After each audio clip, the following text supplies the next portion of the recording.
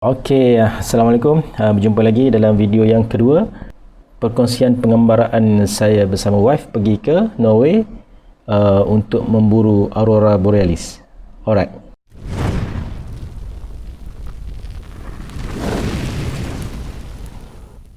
Setibanya kita orang dekat airport Tromsø tu, daripada Oslo.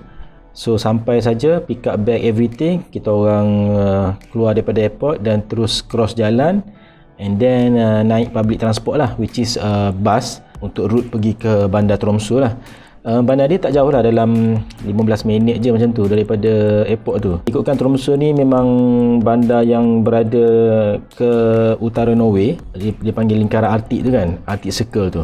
So memang sesuai lah untuk kita, orang kata apa, nak hunt for Aurora Borealis dekat area bandar ni lah. Sampai saja dekat town Tromsø ni pekan dia besar mana pun, pekan kecil je sebenarnya. Dia kalau ikutkan yang saya buat research tu, dia punya population tu dalam 50,000 macam tu ya.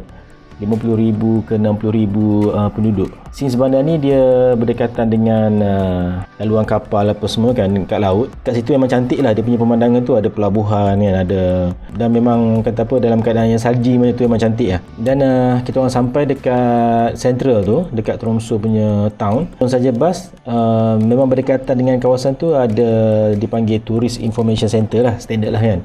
Kita orang pergi sana, kita dapatkan sikit maklumat dan ambil few brochure untuk dekat area Tromsø tu. Kita orang naik another bus untuk cross Tromsø punya bridge, sebab Airbnb yang kita orang book tu berada di across the selat tu.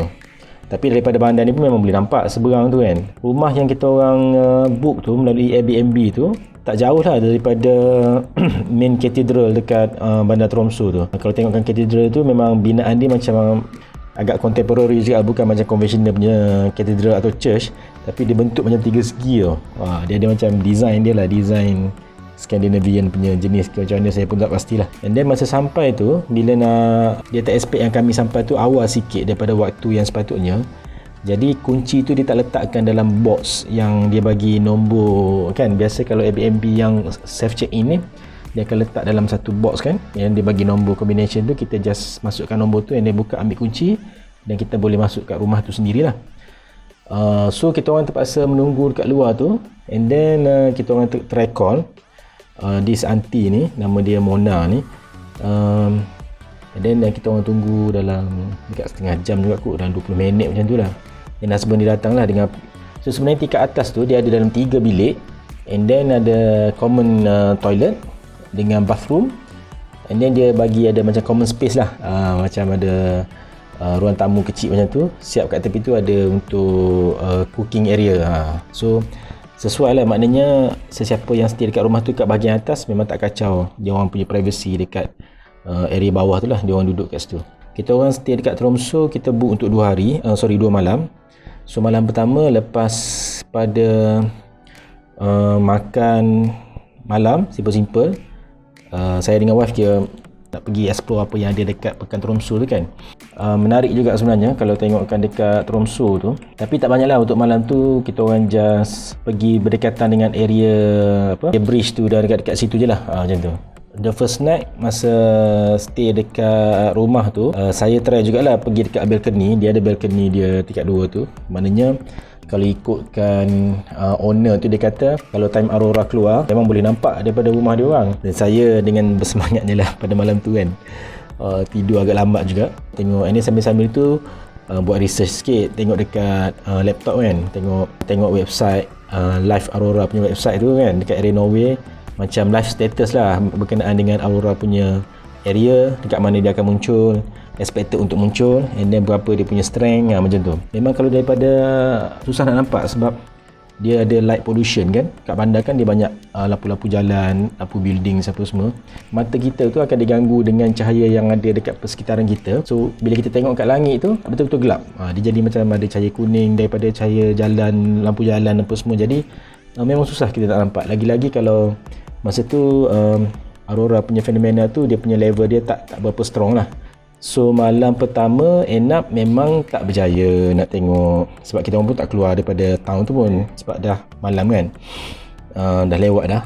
So kita ada peluang satu lagi, which is malam esoknya. Alright. Okay, keesokan harinya lepas saja breakfast, keluarlah untuk explore sebab semalam tak sempat lagi pusing-pusing dekat bandar Tromsø kan. Kita orang explore lah kat area sekitar tu. Tengok apa yang ada kat bandar tu kan, which is bandarnya tak besar bandar pun. Ni first time sampai dekat area Scandinavia punya countries. Orang kata apa, teruja jugalah kan. Tengok dia punya building dia, binaan-binaan dia memang orang kata apa, menarik dan lain lah konsep dia. Dia towards ke arah macam minimalist punya design macam tu lah. Colour dia pun dia tak ada macam-macam colour tau. Dia macam ada satu colour code dia tu memang dah standard dah. Sama ada macam merah ataupun hijau gelap, putih, biru, kuning. Dia hanya ada macam few colour saja yang seolah-olah dibenarkan untuk warna buildings dekat area Norway ni lah, dekat area Tromsø ni maksud saya. Alright. Lepas tu sempat juga tengok macam perpustakaan dia orang lah, sebab design dia cantik ke perpustakaan tu. So memang menarik tengok dia punya design building dia memang cantik. Walking area lah, macam waterfront lah kan. Boleh jalan kat tepi tu. And then dia punya building, hotel, restoran, commercial tu memang spacing dia macam macam tiga segi macam ni kan. Dengan tingkap, lepas tu tingkap penuh, tingkap yang buka macam tu. So warna dia macam standard je, putih, merah, kuning macam tu. Alright, macam cantik lah. Sama juga macam rumah dia pun macam standard colour tu je, few colour je yang building kat situ ada lah. So kita orang pusing-pusing jalan apa semua, sempat pergi kat area pantai, ada pantai dekat situ. Tengok, cuma kalau nak cerita pasal view tu memang memutih lah, memang salji memutih lah, yang tebal juga. Dan suhu masa tu dalam minus 12 ke macam tu lah, minus 13. Matahari keluar pun agak lambat juga, dalam pukul 10 pagi kot baru nampak matahari. So sempat lah capture view sunrise punya spot kan. Walaupun kalau ikutkan keluar daripada rumah tu pun lambat juga, dalam pukul 8.30, pukul 9 baru keluar. Tapi keadaan masa tu pun masih gelap kan. Ini kita orang keluar kat situ. So malam tu lepas pusing-pusing tu saya dengan wife tengah bincang lah, macam okay, malam ni macam mana pun nak kena try juga pergi hunting Aurora Borealis tu.